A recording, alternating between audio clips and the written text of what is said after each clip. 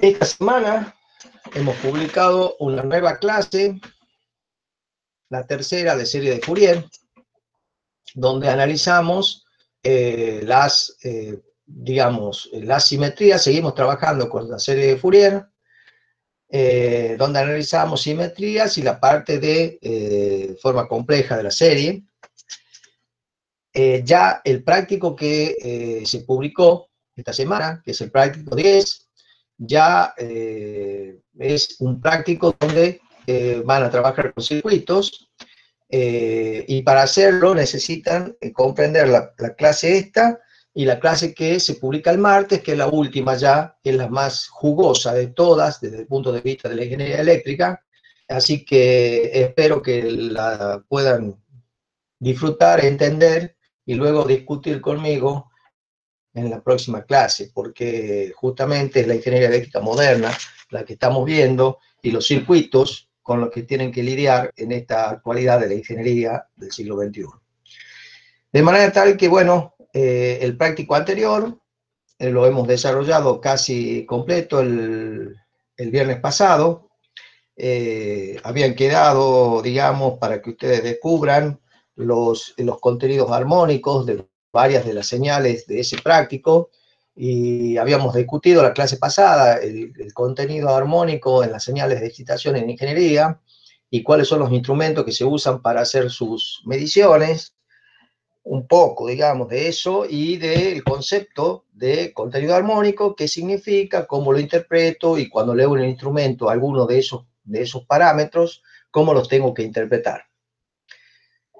Bueno, un alumno consultó a través del foro una duda que tenía sobre el cálculo de uno de los parámetros. Yo lo dejé un día entero en el foro para ver si algún otro compañero podía ayudarlo, podía contestarle la pregunta o la inquietud. No, nadie participó. Finalmente contesté. Lo que yo les digo, muchachos, es que tienen que participar muchísimo más en el aula virtual. Yo les controlo, porque el aula virtual, la facultad nos entrega los tráficos del aula y toda la actividad propia de cada alumno. La verdad que pobrísima la actividad que tienen en el aula virtual. Es decir, participación de foro, lectura de clases, bueno, interacción, bueno, es muy pobre.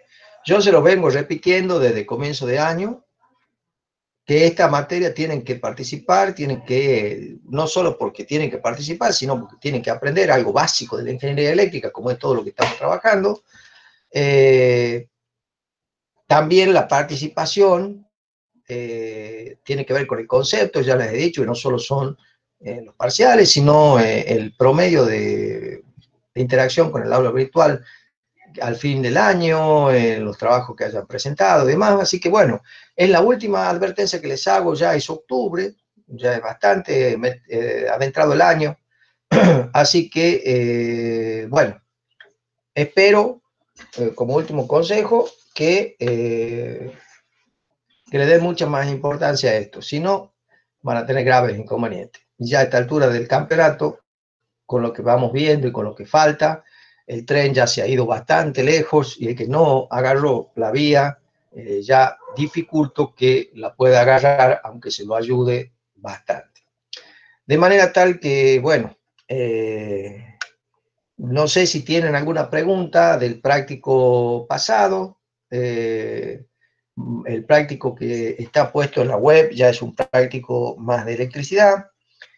Yo me interesaba que repasemos un poco, a pesar de que está explicado en la web, la clase de número 3 de serie de Fourier, para que yo les explique las consideraciones más importantes, los conceptos más importantes, y qué es lo que tiene que quedar después de toda esta historia de lo que explica la clase 3,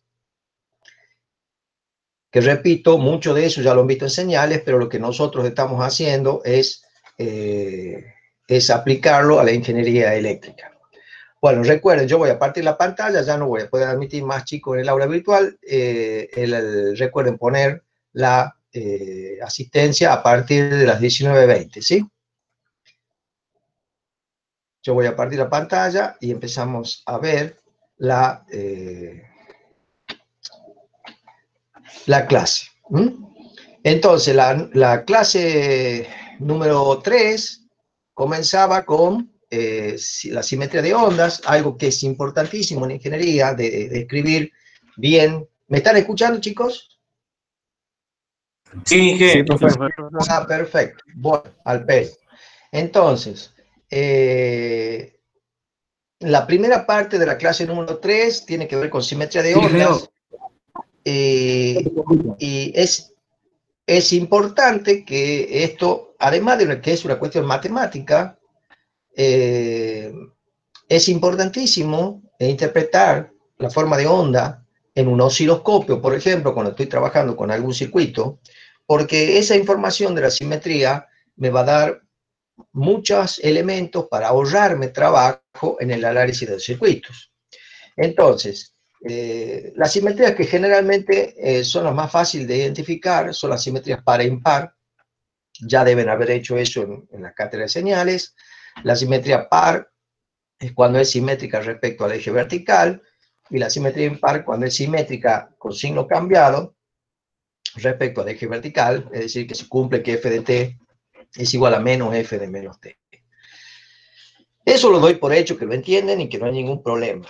Ahora bien, el tema es cuando empiezan a aparecer, bueno, ahí en la clase les pongo varios ejemplos de simetrías y de qué pasa cuando las funciones son pares o impares. Entonces ahí se explica que cuando una función es impar, hay una serie de términos de la serie de Fourier que desaparecen. Entonces, si es par, el coeficiente b sub n va a ser 0, por lo cual no tiene términos senos. Y si es impar, los coeficientes que van a ser 0 son los a sub n, y por lo tanto no va a tener términos cosenos. Es decir, ya siendo par o impar, la serie queda reducida a la mitad. Ahí les pongo un ejemplo de una onda cuadrada. Evidentemente, esta es una señal que es impar, claramente, pero fíjense un detalle, y es que cuando yo expando en una serie, la serie de Fourier de esa señal, me encuentro, bueno, si era impar, yo esperaba tener senos, ¿no es cierto? No cosenos. Pero resulta que acá tengo el seno de la fundamental, el seno de la tercera y el seno de la quinta. ¿Qué pasó con los términos doble, cuádruple, sextuple, es decir, los términos pares? Entonces aquí comienza a aparecer otra historia de las simetrías, y es la simetría de media onda. La simetría de media onda es una simetría que, además de ser par o impar, cumple la condición de que esta, que f de t más un medio del periodo es igual a menos f de t. Es decir, que se va a repetir en mitad del cada mitad de periodo, porque dice f de t más un medio de t. Entonces, por ejemplo, esta señal es una señal con simetría de media onda, claramente las dos. ¿Por qué? Porque para un valor de t, y si le sumo a ese valor de t sobre 2, veo que acá tengo un valor que es positivo y aquí tengo un valor que es negativo y es igual. Entonces se cumple la condición esta. Identificar una señal que tiene simetría de media onda es importantísimo, porque después vamos a simplificar aún más la serie de Fourier.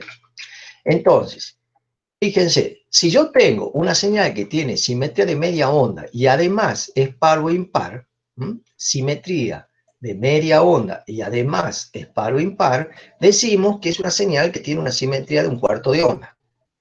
Y eso va a traer grandes implicancias. Por ejemplo, esta función que tiene una simetría, la ven claramente que es una función par, pero si además verifico la simetría de media onda, también es simétrica de media onda, entonces resulta que al ser simétrica de media onda y además par, decimos que tiene una simetría de cuarto de onda par.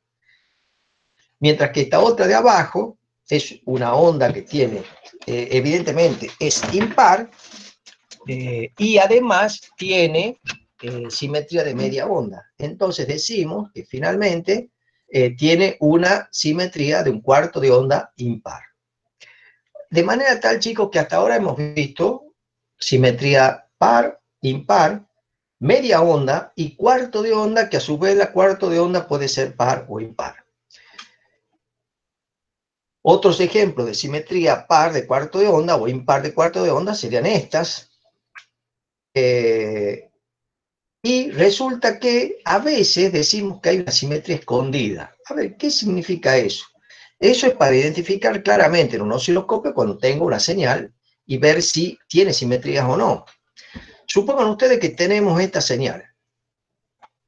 Es una señal, claramente una diente de sierra, pero que tiene un valor de continuo. ¿Lo ven ahí? Porque está montada sobre el eje horizontal. Entonces, tiene simetría oculta porque si yo le saco la función constante que tiene, es decir, le resto el valor medio, me queda esta señal que está montada sobre el eje horizontal y claramente esa señal es una señal impar. Entonces, en esta función que tenía una componente de continua, yo puedo decir que está oculta una función de simetría impar. Es decir, chicos, que es imprescindible, imprescindible, cuando yo estoy viendo una señal en algún instrumento de medida, determinar si tiene algún tipo de simetría. ¿Por qué? Porque ahora viene la parte buena.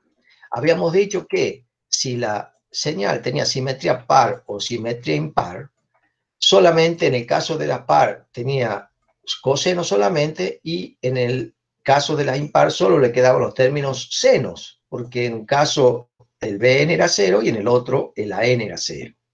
Naturalmente, si no tenemos ninguna simetría, una señal que no tenga simetría va a tener senos y cosenos. Ahora bien, si yo tengo una señal que tiene simetría de media onda, da como resultado que voy a tener senos y cosenos solo impares. Solo impares. Si tengo media onda. Ahora, si yo tengo un cuarto de onda par, recuerden que el cuarto de onda par era una señal que tiene simetría de media onda y además es par, va a tener solo cosenos impares. ¿Por qué? Porque por el hecho de ser par va a tener Bn igual a 0 y por el hecho de tener la media onda, los A sub n van a ser solo impares. Al revés, si tengo una asimetría de un cuarto de onda impar, el coeficiente A sub n va a ser 0, de manera que no voy a tener cosenos, y el término B sub n va a tener solo impares. Es decir, vamos a tener solo senos impares. Acá tengo otra tabla, digamos, para que ustedes recuerden la simetría, par, impar, media onda, cuarto de onda, impar y par, cuáles son las condiciones que tienen que tener, cómo es la serie que queda una vez que aplico la simetría, y bueno, y las fórmulas para el cálculo de coeficientes. De manera tal, yo voy a volver ahora hacia atrás, y recuerdan esta señal. Esta es una señal cuadrada, que en primera instancia es impar, porque f de t es igual a f de menos t, pero además de ser una señal impar, ¿qué es? Es una señal con simetría de media onda. Por lo tanto, si es simetría de media onda más impar, es una señal que tiene simetría de cuarto de onda impar. Y si tiene una simetría de cuarto de onda impar, quedan solo los términos senos, y de los términos senos, los únicos que quedan son los términos impares, como ven acá. ¿Mm? Claramente, como dice la tablita, cuarto de onda impar, solo senos impares. Esa es la razón por la cual la señal que teníamos ahí solo tenía términos impares de senos. Bueno, acá hay otro ejemplo, ¿sí?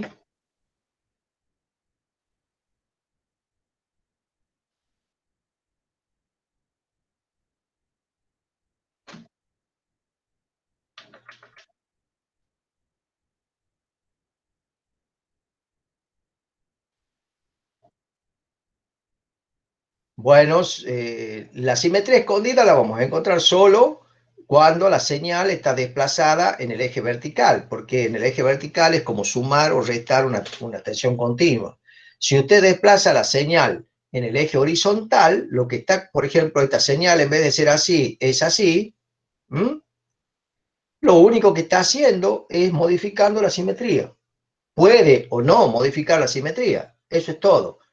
Porque puede, por la forma de onda, no en este caso, pero por la forma de onda que puede usted tener, si usted la desplaza una determinada cantidad de segundos, puede cambiar de media onda a un cuarto de onda, o puede cambiar de otra manera. Pero lo importante, normalmente la simetría escondida se encuentra cuando yo tengo desplazamientos en el eje vertical, no en el eje horizontal. El eje horizontal, recuerden, es un eje donde yo desplazo en el tiempo. Por lo tanto, voy a tener solamente variación temporal, atrasos o adelantos, digamos, en cuanto a la fase. Nada más. Bueno, en esta señal claramente nosotros tenemos un valor medio. ¿Lo ven al valor medio? Esta señal está montada sobre el eje horizontal, por tanto va a tener un cierto valor medio, que como si este pico es 4, seguramente esto va a ser 2. Si hacemos el cálculo de la sub 0, ven que sale 2 porque ese es el valor medio. Entonces, si quiero calcular los coeficientes A sub n y B sub n, con las expresiones, veo que la sub n es 0. Ajá, ¿por qué A sub n es 0? Porque esta señal, fíjense, si le saco la componente continua, queda una señal impar. Y si es impar, no tiene términos coseno. Entonces ahí va a quedar el B sub n, que va a tener este valor. Y bueno, ahí podemos calcular todos los componentes de la señal. Bueno, ahí tenemos otra vez el ejemplo de la señal cuadrada que habíamos visto antes. Bueno, ahora este tema es importantísimo en ingeniería. Ya nos apartamos de la parte matemática, pero así como nosotros o ustedes cuando estaban estudiando electrotecnia 1 y estudiaban la señal sinusoidal, entonces dijeron que la señal sinusoidal tenía varios, digamos, varios componentes. Si ustedes estudian la señal sinusoidal, decían, bueno, este se llamaba valor de pico. Bueno, no puedo escribir bien, voy a irme a la pizarra. Si tenían ustedes en la señal sinusoidal, vamos a poner un eje y otro eje. Entonces teníamos una señal, bueno, voy a dibujar lo mejor que puedo, una señal sinusoidal. Las características que tenía esta señal eran, le enseñaron el valor de pico, el período, la frecuencia F, la frecuencia omega, y le enseñaron que esta señal, o cualquier señal en ingeniería, tiene el llamado valor efectivo o valor RMS. Y también le enseñaron que solo para señales sinusoidales, el valor efectivo se lo calcula como el valor de pico dividido el raíz de 2. Ese era lo que le enseñaron en electrotecnia 1, que son las señales más sencillas, donde yo puedo calcular el valor efectivo de una manera rápida. Ahora bien, ¿qué pasa cuando yo tengo una señal que no es sinusoidal y quiero sacar el valor efectivo? ¿Por qué quiero sacar el valor efectivo? Porque imagínense, yo estoy midiendo una señal cuadrada con un instrumento que me da la tensión efectiva, la corriente efectiva. Entonces yo quiero saber si lo que estoy midiendo está bien con respecto a lo que estoy viendo como señal. Entonces, de eso se trata esto, de ver cómo se saca el valor RMS de una señal periódica, pero que no sea una señal sinusoidal. Entonces, ¿cómo se lo calcula? Bueno, si yo tengo una señal sinusoidal, perdón, si tengo una señal sinusoidal, estoy buscando el lápiz, una función f de t, y quiero calcularle el valor RMS o valor eficaz, yo sé que tengo que aplicar esta expresión, raíz cuadrada de 1 sobre el periodo por la integración en un periodo de la f de t al cuadrado diferencial de tiempo. De manera tal que si yo a esta f de t la reemplazo por su serie de Fourier y la pongo acá, nos queda esta expresión para el valor RMS. Entonces, si hago la integración y tengo esta expresión luego de aplicar la integración, entonces lo que puedo ver es que el valor RMS de una señal es igual a la raíz cuadrada del valor de continuo al cuadrado más la suma de los valores efectivos de cada una de las armónicas. ¿Ven? A sub n viene a ser el valor de pico de cada armónica, de la armónica enésima. Entonces, el valor de pico dividido en raíz de 2, todo al cuadrado, la sumatoria de todos, desde n igual a 1 hasta infinito, me va a dar el valor efectivo de la señal, que es una señal que no es sinusoidal, sino es una señal que tiene armónico. Entonces, por ejemplo, ahí dice claramente, la ecuación anterior indica que el valor RMS de una función periódica es la raíz cuadrada del resultado de sumar el cuadrado del valor RMS de cada armónico y el cuadrado del valor de continua. Veamos un ejemplo. Por ejemplo, tenemos una señal que representa la tensión y esta es la señal de la serie de Fourier de esa señal. Entonces, tienen un valor de continua, esta es la serie de Fourier, acá tenemos la primera armónica o la fundamental, acá la segunda armónica, acá la tercera armónica, acá la quinta armónica. Supongan que tenemos esos términos para ti. Y les pregunto, ¿cuánto es el valor eficaz de esa señal?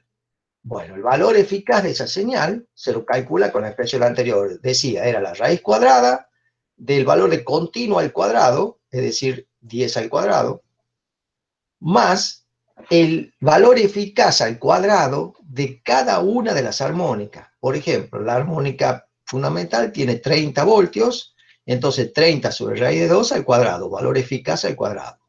Más segunda armónica, 20 voltios, entonces 20 sobre raíz de 2 al cuadrado. La otra armónica tiene 5 voltios, 5 sobre raíz de 2 al cuadrado, y así sucesivamente, y da 27,65 voltios. De manera que la señal, el valor eficaz de esta señal de tensión es 27,65 voltios, que este es un dato que puede medirlo un voltímetro True RMS, o un voltímetro que mida valores efectivos. Es un valor que me va a servir para calcular potencia, porque las potencias se calculan con los valores efectivos, de manera que ahora lo que hemos aprendido es a calcular valores efectivos, o RMS, de señales que no son sinusoidales, sino son señales poliarmónicas.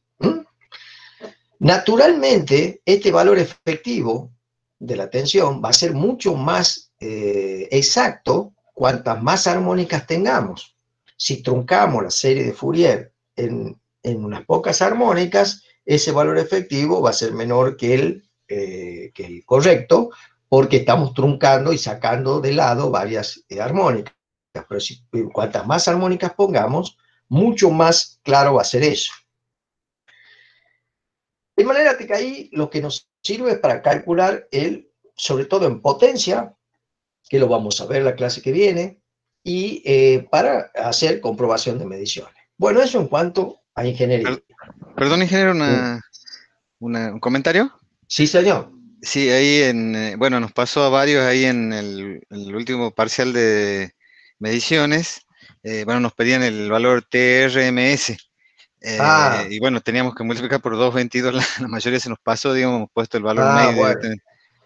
¿Ven? Sí. Lo importante que es el concepto de valor efectivo o valor RMS, porque eso es ingeniería, eso es lo que se mide, eso es lo que uno tiene entre manos cuando está trabajando en sistema o en cualquier sistema eléctrico, porque además el valor efectivo, por eso esa es la razón por la cual los fasores, por ejemplo, su módulo es el valor eficaz, porque si nosotros somos rigurosos con las matemáticas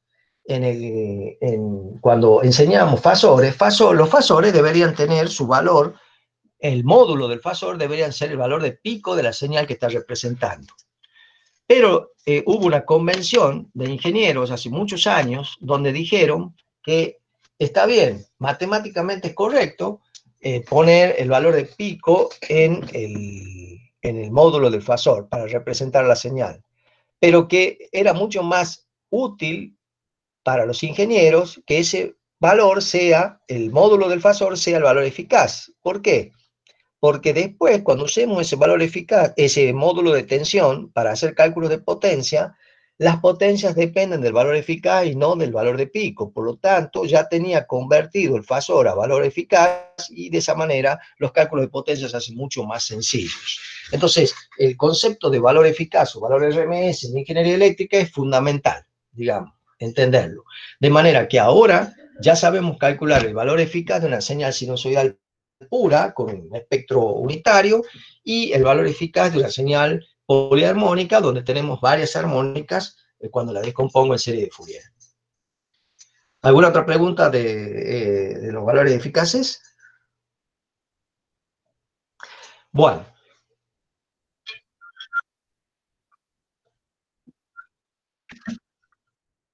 Bueno, desde Electrotecnia 1 hacen eso, o sea, supongo, los valores, cuando yo represento una señal, a ver, voy a hacer eso porque me parece, espera un cachito, voy a volver a la...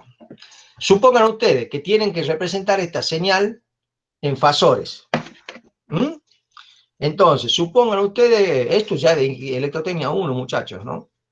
Pero supongan ustedes que tienen una tensión UDT igual a 300 voltios por coseno de 100T más pi sobre 4.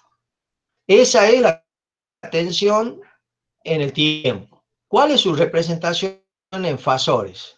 El U fasor, que representa esa señal. Bueno, el U fasor va a tener un módulo y un ángulo. Entonces, el módulo, ¿cómo es? Es 300 sobre raíz de 2, porque el módulo que tomamos del fasor es el valor eficaz. ¿Y el ángulo cuánto es? Pi sobre 4. Eso lo sabemos desde Electrotecnia 1. Lo que yo les decía, pero no los quiero confundir, pero bueno, es que tendrían que entender por cómo se cambia de UDT a fasor, digamos, no es magia, no es una receta, digamos, tiene una razón matemática. Pero los matemáticos, cuando pasan del dominio del tiempo al dominio de la frecuencia, una expresión matemática, los matemáticos, no nosotros, dirían que el U fasor es 300 con un ángulo de pi sobre 4, lo cual matemáticamente es correcto. Así debería ser. Pero a nosotros los ingenieros nos conviene, y hemos hecho una convención y a nivel mundial hace muchísimos años, de decir, no, yo cuando convierto un fasor, una señal temporal a fasor, en vez de poner el valor de pico acá, le voy a poner el valor eficaz. Para que después, cuando calcule potencia activa, reactiva, o aparente, lo que sea, yo ya tenga acá el valor eficaz y no tenga que estar acordándome de dividir una raíz de 2. ¿Entienden lo que quise decir?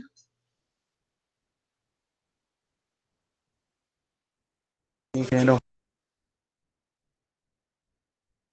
¿Por qué?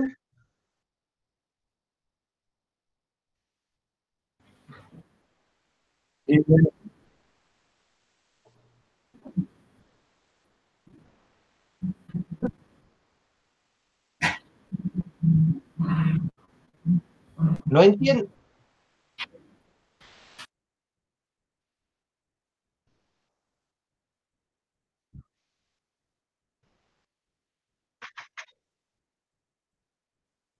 No, esto es una conversión matemática. Si yo no estuviese enseñando ingeniería eléctrica, estuviese enseñando físico, estuviese enseñando otra cosa donde se usan estas técnicas, esto se llama conversión del dominio del tiempo al dominio de la frecuencia, que nosotros en ingeniería eléctrica le llamamos fasores, y los físicos le llaman de otra manera, y los bioquímicos le llaman de otra manera. Esta es una teoría general matemática. Entonces, lo que estoy diciendo es que una señal sinusoidal así se representa con un fasor así. Eso es todo lo que estoy diciendo. Y lo único que dije es que este módulo del fasor, los ingenieros lo llamamos valor eficaz. Eso es todo, en vez de ser el valor de pico. Eso es todo, en vez de ser 300 voltios, es 300 sobre raíz de 2. Y en electrotecnia 1 y todos los circuitos que han resuelto en electrotecnia 1, los fasores, su valor del módulo es el valor eficaz de la señal que están representando. Porque si yo les doy un fasor B igual a 10 con un ángulo de 0 y le digo qué tensión representa eso en el tiempo, ¿cómo arma la señal? ¿Ve? Eso no han hecho nunca.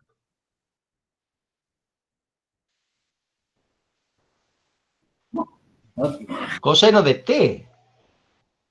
Coseno de omega T. Omega T, o sea, claro. ¿Nada más? Más 0. Claro. ¿Nada más? Por 10 sobre raíz de 2 es 10 sobre raíz de 2. 10 sobre raíz de 2, no. Por Raíz de 2 por 10. Perdón, raíz de 2 por 10. Por coseno de omega T más 0. Ahí está. Esa Sí. es la explicación. Sí, sí. ¿Entienden? Sí, eso hemos hecho siempre desde Electrotecnia 1, hicimos eso. Bueno, Sí. lo que yo les quería contar como anécdota, que nunca se lo han contado evidentemente, es porque los ingenieros eléctricos tomamos el valor eficaz en el módulo del fasor, pero cuando ustedes ven la teoría matemática de traspaso del tiempo al dominio de la frecuencia con la fórmula de Euler, se dan cuenta que el módulo del fasor no es el valor eficaz, sino el valor de pico. Y yo tendría ahí unas gráficas, pero no las tengo a mano, para poder explicar eso. Fíjense. A ver, me esperen un minuto, voy a ver si puedo dibujar, porque esto es una cuestión de dibujo. No sé si me va a salir bien, pero a ver. Si yo tengo un fasor acá, girando, supongo que la teoría de fasores la conocen. Bueno, esto me ha salido mal, así que... Si usted tiene un fasor girando y hacen la proyección sobre el eje horizontal de ese fasor, ¿no es cierto? ¿Qué obtienen? ¿Nunca la han hecho fasores así? Si hace, este fasor se está moviendo así, bueno, se está moviendo en esa dirección, ¿ah? Con frecuencia omega, se está moviendo. Si yo tomo las proyecciones de este fasor en el eje vertical, es decir, cuando este fasor está acá abajo, la proyección sobre el eje vertical es 0. Cuando está aquí, la proyección es este valor, ¿sí? Y ya ha pasado un cierto tiempo. Cuando está acá arriba, tiene el valor máximo, ¿sí? Cuando va bajando, cuando está aquí, vuelve a tener un valor por acá. Cuando llega acá a este punto, la proyección sobre el eje es 0. Como ven, va desarrollando una señal sinusoidal. Si hacen la proyección sobre el eje horizontal, van a encontrar que es un coseno, ¿sí? Eso, lo que están representando ahí es la fórmula de Euler. E a la j omega t es igual a coseno de omega t más j seno de omega t. La suma de esta señal más esta señal va a dar este fasor. Ahora, le estoy preguntando, ¿cuánto vale el módulo de este fasor? Así como está representado. El módulo, fíjense, cuando está acá, en la posición vertical, la representación es esta, ¿no es cierto? El módulo es el valor de pico. ¿Lo ven? O sea que matemáticamente hablando es el valor de pico, pero los ingenieros hemos puesto de acuerdo para tomar todo en una proporción reducida en raíz de 2, o sea, el valor eficaz. Pero bueno, esta teoría es la teoría básica de fasores. Cuando vieron Electrotecnia 1, suponía que esta la conocían. Busquen teoría de fasores, muchachos, para que entiendan. Bueno, no puede ser que estén en tercer año, terminando el tercer año y todavía no entiendan lo que es un fasor, porque en componentes simétricas después no van a entender absolutamente nada. Que son 3 fasores trifásicos o más. ¿Está claro? ¿Nunca han visto esta forma de la fórmula de Euler? Bueno, sí, claro. Eso sí. entonces ahí está demostrado que el valor de pico es el valor del módulo del fasor. Pero como les decía recién, tomamos el valor eficaz. Bueno, volvamos a la clase. Entonces, habíamos visto que de la serie de Fourier podíamos tener una representación con senos y cosenos, y también podíamos tener una representación con senos solos desfasados o con cosenos solos desfasados. Ahora bien, hay una tercera forma de representar la serie de Fourier, que es usando la fórmula de Euler, es decir, las exponenciales complejas. ¿Cuáles son las fórmulas de Euler? Bueno, estas. Si yo tengo esta señal, esta serie de Fourier que tiene cosenos y senos, con sus correspondientes coeficientes, si yo uso la representación del coseno y del seno con las exponenciales complejas, esto es exactamente la fórmula de Euler, ¿sí? El coseno es la suma de las exponenciales complejas, una positiva, otra negativa, dividido en 2, y el seno es la diferencia, dividido en 2j. Si estos, coseno y seno, los reemplazo en esta expresión,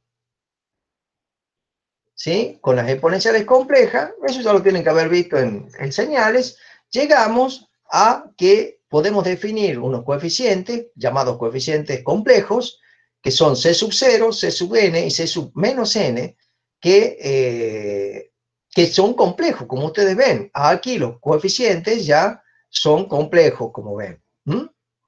Entonces, podemos definir la función f de t como la sumatoria de esos coeficientes complejos por e a la j n omega 0t. Esta es la forma compleja de la serie de Fourier. Digamos que es la forma más general de la serie de Fourier. Es la que sirve para casi todas las señales que yo puedo tener en expansión en las series. Bueno, ahí está claro cómo es la expansión en la forma compleja. Bueno, ahí se habla de cómo se calculan los coeficientes. Hay coeficientes que son, al ser complejos, hay coeficientes que son complejos conjugados. Y ahí hay un ejemplo de cómo calcular la forma compleja de la serie de Fourier, de la misma onda. ¿Se acuerdan que habíamos conseguido y habíamos discutido que era una onda con simetría de cuarto de onda, impar, etcétera, etcétera? Bueno, nos piden ahora la forma compleja. Habíamos sacado la forma trigonométrica. Entonces, para conseguir la forma compleja tenemos dos caminos, o tres, pero vamos a ver, creo que dos. La primera es calcular a sub n y b sub n. Sabemos que a sub n va a ser 0 por la simetría, y b sub n va a ser esa expresión. Entonces, calculamos, una vez que conocemos a sub n y b sub n, podemos calcular el c sub n, porque hemos visto que el c sub n es un medio de an menos jbn, por lo tanto, c sub n complejo sale esto. Entonces, como a sub n es 0, no calculamos más, entonces la función f de t compleja es esta. Se llama la representación compleja de la serie de Fourier. Otra forma de obtener lo mismo, o sea, la solución 2 para el mismo problema, es, en vez de calcular a sub n y b sub n, calculamos directamente con la fórmula el c sub n complejo, que se calcula de esta manera: 1 sobre t por la integral entre 0 y t de la función f de t que estoy trabajando, multiplicado por la exponencial compleja. Si hago todo esto, llego exactamente al mismo resultado para c sub n que el que obtuve anteriormente. Es decir, estas señales, esta forma de representación son importantes porque es la puerta de entrada para el tema que viene, que es la transformada de Fourier y su uso en los circuitos eléctricos, justamente ¿por qué? Por este tema, espectro de frecuencia.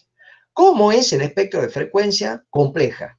¿Se acuerdan que ya habíamos visto el espectro de frecuencia discreto de la forma trigonométrica? Entonces, el espectro de amplitud, el espectro de frecuencia compleja va a tener un espectro de amplitud, un espectro de fase. Entonces,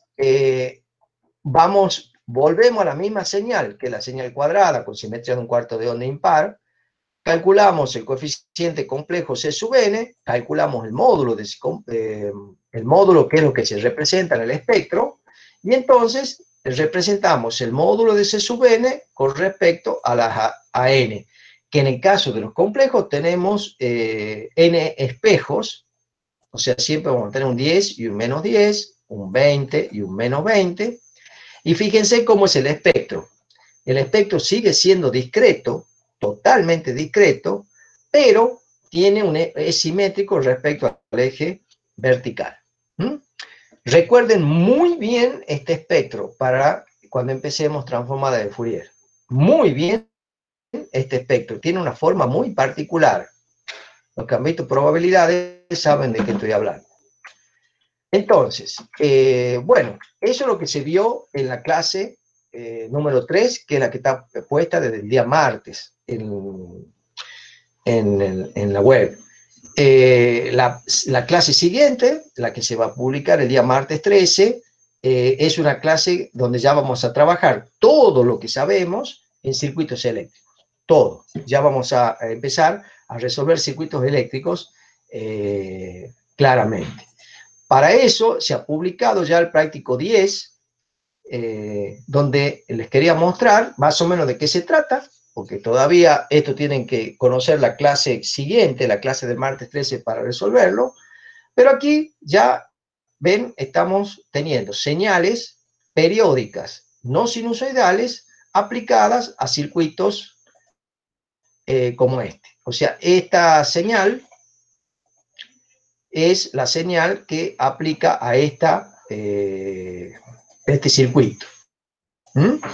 Entonces, lo que pide es cuánto vale la corriente. O sea, la resolución de un circuito estándar, ¿no es cierto? Conocer la corriente en función de la excitación que yo tengo. Aquí el problema 2 es una ejercitación para calcular los coeficientes complejos de la onda de la figura. Acá tenemos un tren de pulsos que se repiten en forma periódica, y entonces lo que piden, el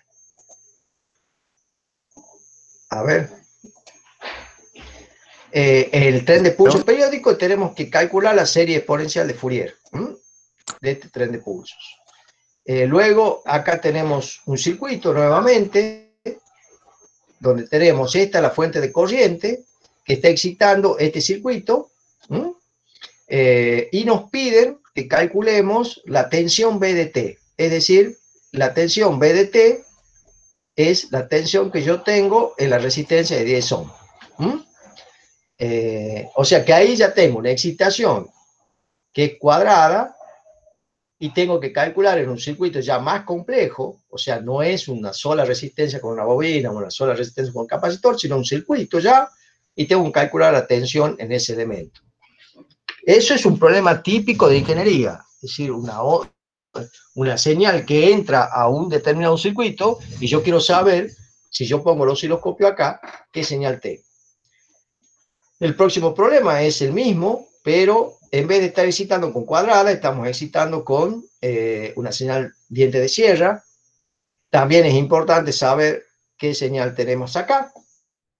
Y yo después quiero que discutamos los resultados de esto y de esto, cuál es la diferencia, qué ventajas tiene o qué desventajas tiene alimentar con diente de sierra o con cuadrada.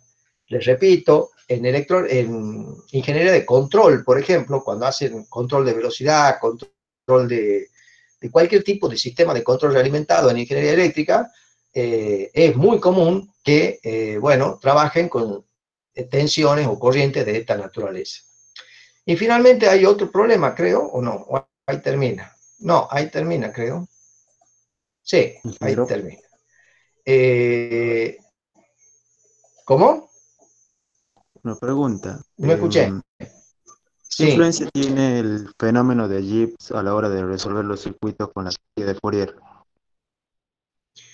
El fenómeno de Gibbs, lo que pasa, hay que tener cuidado. el fenómeno de Gibbs solo, en todo esto que yo les pido la resolución, o que hay que resolver en los circuitos, acá, por ejemplo, va a haber fenómeno de Gibbs, acá no, está claro eso. Lo único importante para determinar si es importante o no el fenómeno de Gibbs es para determinar el sobrepico que tenemos en la discontinuidad. Por ahora, en todos los circuitos que vamos a estar trabajando, vamos a hacer como que ese sobrepico es despreciable.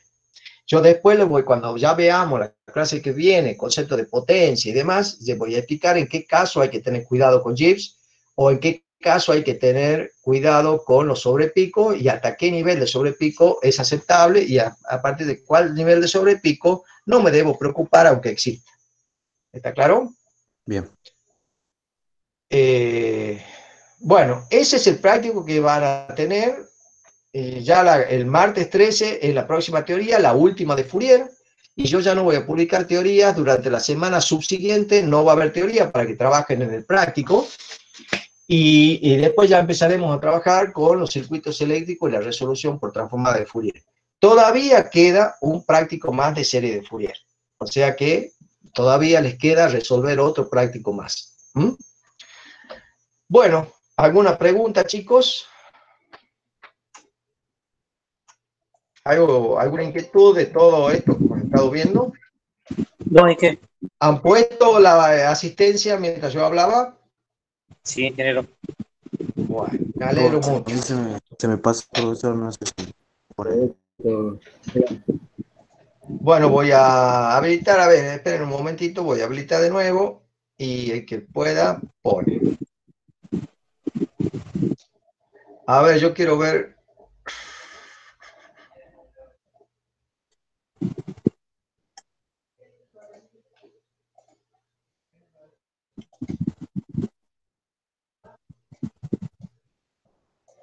Bueno, a ver, el que no ha puesto, a ver si ahí puede hacerlo.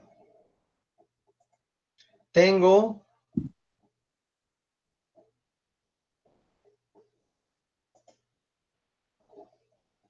Ahí ya pude, profesor. Tengo 21, sí, ahí está, ya está listo.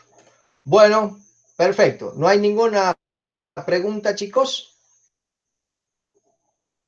Bueno, participen de la aula, perfeccionen entre la explicación de los viernes, más la clase grabada, más los libros, perfeccionen estos temas porque son densos y bueno, después va a ser muy difícil que se puedan enganchar. Así que participen, pregunten, hagan los prácticos, renieguen. Si no lo pueden resolver, lo vemos el viernes, cómo se haría. Cualquier duda, no se la queden, sino consulten. ¿Está claro, chicos? Sí, señor.